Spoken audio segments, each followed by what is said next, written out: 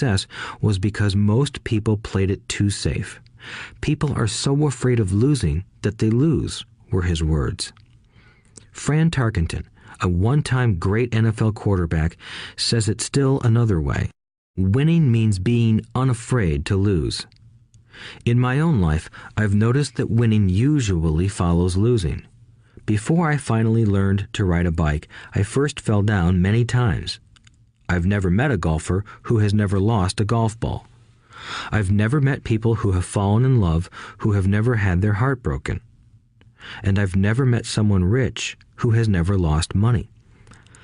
So for most people, the reason they don't win financially is because the pain of losing money is far greater than the joy of being rich. Another saying in Texas is, everyone wants to go to heaven, but no one wants to die.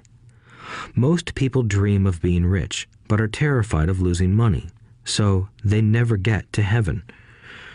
Rich Dad used to tell Mike and me stories about his trips to Texas. If you really want to learn the attitude of how to handle risk, losing, and failure, go to San Antonio and visit the Alamo. The Alamo is a great story of brave people who chose to fight, knowing there was no hope of success. They chose to die instead of surrendering.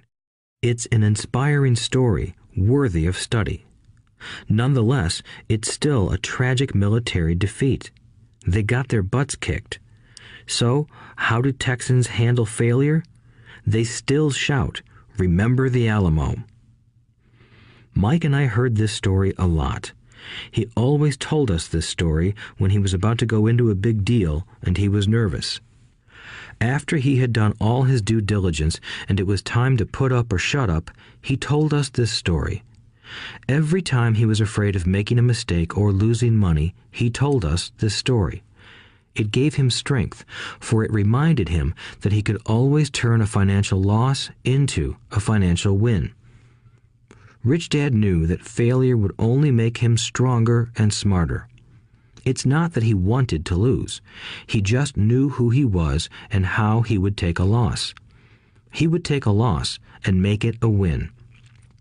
That's what made him a winner and others losers. It gave him the courage to cross the line when others backed out. "That's why I like Texans so much," he would say. "They took a great failure and turned it into inspiration, as well as a tourist destination that makes them millions." But probably his words that mean the most to me today are these. Texans don't bury their failures. They get inspired by them. They take their failures and turn them into rallying cries. Failure inspires Texans to become winners. But that formula is not just the formula for Texans. It is the formula for all winners. I've said that falling off my bike was part of learning to ride. I remember falling off only made me more determined to learn to ride, not less. I also said that I have never met a golfer who has never lost a ball. For top professional golfers, losing a ball or a tournament provides the inspiration to be better, to practice harder, to study more. That's what makes them better. For winners, losing inspires them. For losers, losing defeats them. I like to quote John D. Rockefeller, who said, "I always tried to turn every disaster into an opportunity." And being Japanese American, I can say this. Many people say that Pearl Harbor was an American mistake. I say it was a Japanese mistake. From the movie Tora, Tora, Tora, a somber Japanese admiral says to his cheering subordinates, "I am afraid we have awakened a sleeping giant." "Remember Pearl Harbor" became a rallying cry. It turned one of America's greatest losses into the reason to win.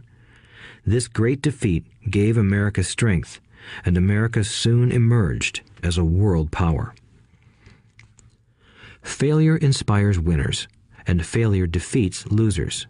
It is the biggest secret of winners. It's